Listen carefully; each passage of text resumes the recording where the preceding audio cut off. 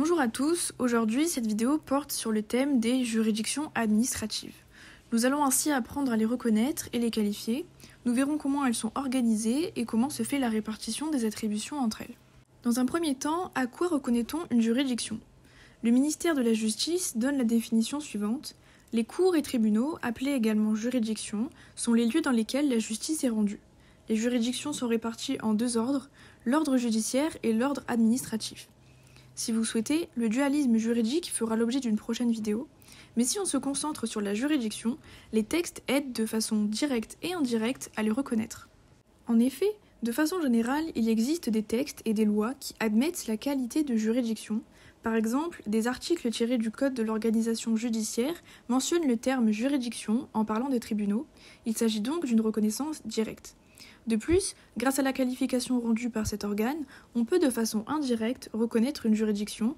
Par exemple, lorsqu'un jugement est rendu, l'organe dont il provient est qualifié de juridiction. Comme la plupart des notions en droit, lorsqu'une reconnaissance par les textes est difficile, il est possible de s'appuyer sur les critères émanant de la jurisprudence. Ainsi, une juridiction possède un pouvoir de décision, ce qui veut concrètement dire qu'elle ne se contente pas d'observer le litige, mais elle agit en droit. De plus, en principe, les jugements sont rendus par des formations dites collégiales, et la fonction principale qu'exercent les juridictions sont le règlement des litiges en appliquant la règle de droit. Enfin, nous pouvons nous appuyer sur le critère formel, par exemple la publicité des décisions rendues, l'autorité de la chose jugée ou la motivation des décisions par exemple. Dans un second temps, comment peut-on identifier le caractère administratif d'une juridiction ? Encore une fois, deux options s'offrent à nous, la qualification textuelle et la qualification jurisprudentielle. Concernant la qualification textuelle, c'est très simple, soit certains textes qualifient les juridictions comme étant administratives, soit, si un recours en cassation est formé devant le Conseil d'État, qui est la juridiction administrative suprême, on peut déduire le caractère administratif de la juridiction. Concernant la qualification jurisprudentielle, elle repose sur le critère matériel qui consiste à identifier la nature du litige.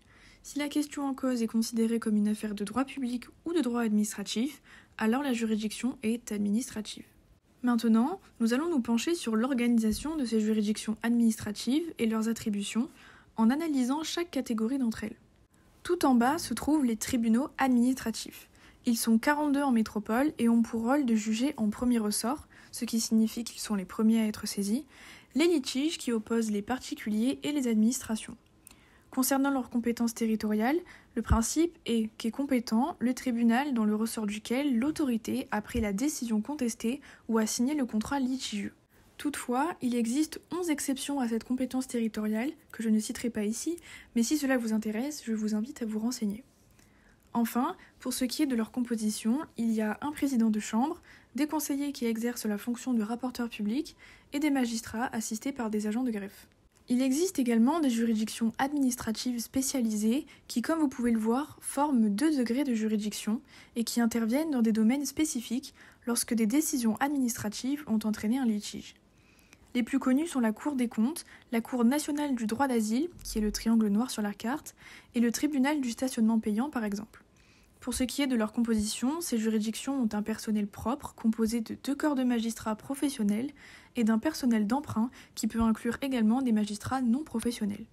En second temps, nous retrouvons les cours administratives d'appel ayant été créées par la loi de 1997 et qui sont des juridictions dites du second degré et qui n'ont donc pas la pleine juridiction. Attention, il faut noter que les cours administratifs d'appel ont conservé une compétence en premier et dernier ressort en matière commerciale.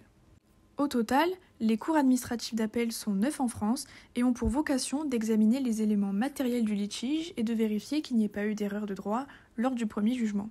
Conformément à l'article R322-1 du Code de la justice administrative, une cour administrative d'appel territorialement compétente pour connaître d'un appel formé contre un jugement d'un tribunal administratif est celle dans le ressort de laquelle ce tribunal a son siège. Par exemple, si un jugement du tribunal administratif de Montpellier est interjeté, alors ce sera la cour administrative d'appel de Toulouse qui sera territorialement compétente.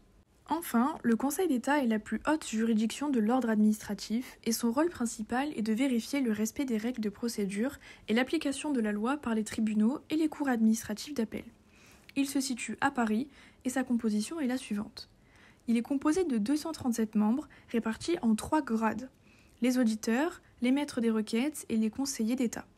De plus, il y a un vice-président qui assure la présidence du Conseil d'État et qui est nommé par décret en Conseil des ministres. Formellement, le réel président de l'Assemblée générale du Conseil d'État est le Premier ministre et, en son absence, le garde des Sceaux. Il faut noter que le statut des membres du Conseil d'État est dérogatoire au Code général de la fonction publique. Enfin, environ 77% des décisions rendues par le Conseil d'État sont rendues en chambre seule, donc en formation ordinaire. Lorsqu'une affaire est plus complexe, la décision sera rendue en chambre réunie. Plus rarement, les décisions peuvent être rendues par la section du contentieux ou par l'Assemblée du contentieux, la formation la plus solennelle du Conseil d'État. En matière d'attribution, le Conseil d'État a 3 principales casquettes.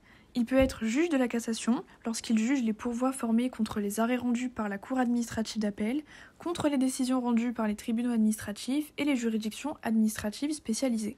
Il peut également être juge en premier et dernier ressort, puisqu'il reste compétent pour juger des requêtes formées notamment contre les ordonnances, les décrets ou les actes réglementaires des ministres par exemple. Enfin, il peut être juge d'appel pour connaître des appels formés contre les jugements des tribunaux administratifs rendus en matière électorale, même si cette compétence est aujourd'hui très minime.